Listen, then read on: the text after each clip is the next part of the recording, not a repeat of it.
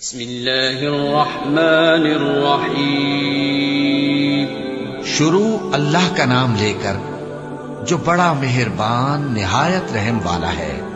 سچ مچ ہونے والی، وہ سچ مچ ہونے والی کیا ہے؟ اور تم کو کیا معلوم ہے کہ وہ سچ مچ ہونے والی کیا ہے؟ وہی کھڑکھڑانے والی جس کو سمود اور عاد دونوں نے جھٹلایا۔ سو سمود تو زبردست زلزلے سے ہلاک کر دیے گئے، رہے عاد تو ان کو نہایت زوردار آندھی سے تباہ کر دیا گیا۔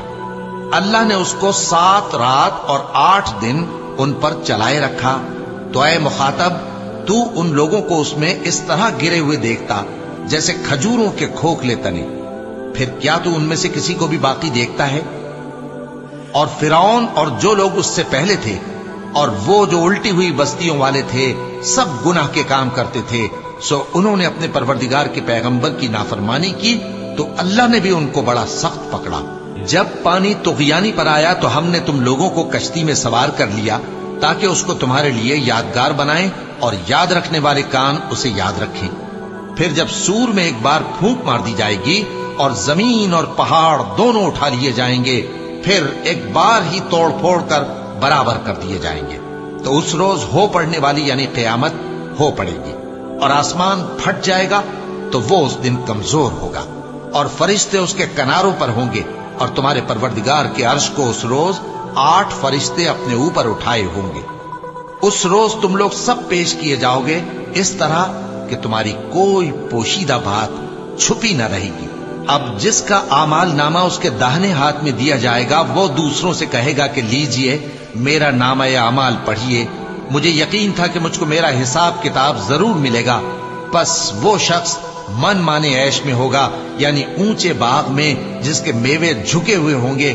ان سے کہا جائے گا کہ جو اعمال تم ایام گزشتہ میں آگے بھیج چکے ہو، ان کے عوض مزے سے کھاؤ اور پیو۔ اور جس کا نامہ اعمال اس کے بائیں ہاتھ میں دیا جائے گا تو وہ کہے گا اے کاش مجھ کو میرا اعمال نامہ نہ دیا جاتا اور مجھے معلوم نہ ہوتا کہ میرا حساب کیا ہے۔ اے کاش موت میرا کام تمام کر چکی ہوتی، آج میرا مال میرے کچھ بھی کام نہ آیا، مجھ سے میرا اقتدار جاتا رہا۔ حکم ہوگا کہ اسے پکڑ لو، اب اسے طوق پہنا دو، پھر دوزخ کی آگ میں اسے جھونک دو، پھر زنجیر سے جس کی لمبائی 70 گز ہے جکڑ دو۔ یہ نہ تو اللہ عظمت والے پر ایمان لاتا تھا اور نہ فقیر کے کھانا کھلانے کی ترغیب دیتا تھا، سو آج اس کا بھی یہاں کوئی دوست نہیں اور نہ اس کے لیے کوئی کھانا ہے سوائے زخموں کے دھون کے، جس کو گناہگاروں کے سوا کوئی نہیں کھائے گا۔ سو میں ان چیزوں کی قسم کھاتا ہوں جو تم کو نظر آتی ہیں اور ان کی جو تمہیں نظر نہیں آتی، کہ یہ قرآن ایک معزز فرشتے کا پہنچایا ہوا کلام ہے، اور یہ کسی شاعر کا کلام نہیں، مگر تم لوگ بہت ہی کم ایمان لاتے ہو، اور نہ کسی کاہن کا قول ہے، لیکن تم لوگ بہت ہی کم غور و فکر کرتے ہو۔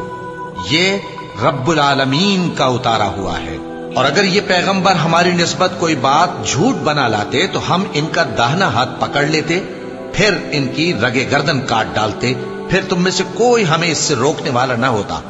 اور یہ کتاب تو پرہیزگاروں کے لیے نصیحت ہے، اور ہم جانتے ہیں کہ تم میں سے بعض اس کو جھٹلانے والے ہیں، نیز یہ کافروں کے لیے موجب حسرت ہے، اور کچھ شک نہیں کہ یہ یقین کرنے کے لائق ہے۔ سو تم اپنے پروردگار عظیم کے نام کی تسبیح کرتے رہو۔